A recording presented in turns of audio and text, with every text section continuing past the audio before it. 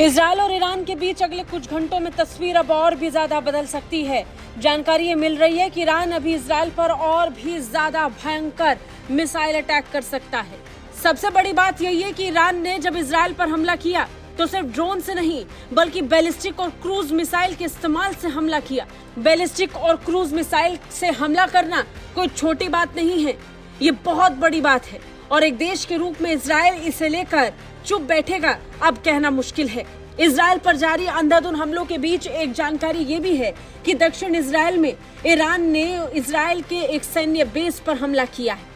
Iran की missile या drone Israel के सैन्य बेस तक पहुंचती उससे पहले ही वहां एक्टिवेटेड एयर डिफेंस सिस्टम ने अपने स्तर पर इन्हें रोकने की कोशिश की। हालांकि फिर भी सैन्य अड्डे को नुकसान पहुंचा। इजरायल पर मच रही तबाही के बीच ईरान लगातार अपने बदले के पूरे होने की बात कर रहा है। ऑपरेशन ट्रू प्रॉमिस का नाम देकर ईरान ने इजरायल पर ताबड़तोड़ हमलों को अंजाम देना शुरू कर दिया है और कह दिया है कि इजरायल को अपराधों की सजा देने के लिए ईरान ने इन हमलों को अंजाम तक पहुंचाया।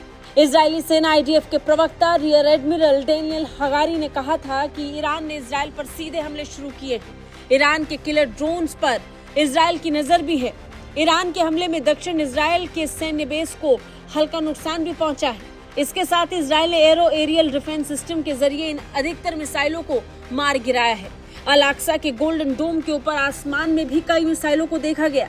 हमने आपको जानकारी दी थी कि इस हमले के दौरान 270 के करीब ड्रोन और मिसाइल्स का इस्तेमाल हुआ, लेकिन यहाँ सबसे दिलचस्प बात यह है कि ईरान ने हमले में सिर्फ अपने ड्रोन और किलर ड्रोन का इस्तेमाल नहीं किया बल्कि मिसाइल के रूप में उसने बैलिस्टिक मिसाइल और क्रूज मिसाइल का इस्तेमाल किया।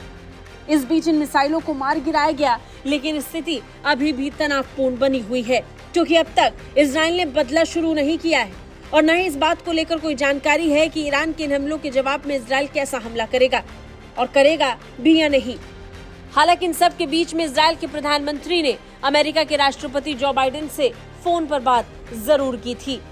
ब्यूरो रिपोर्ट, भारत तक।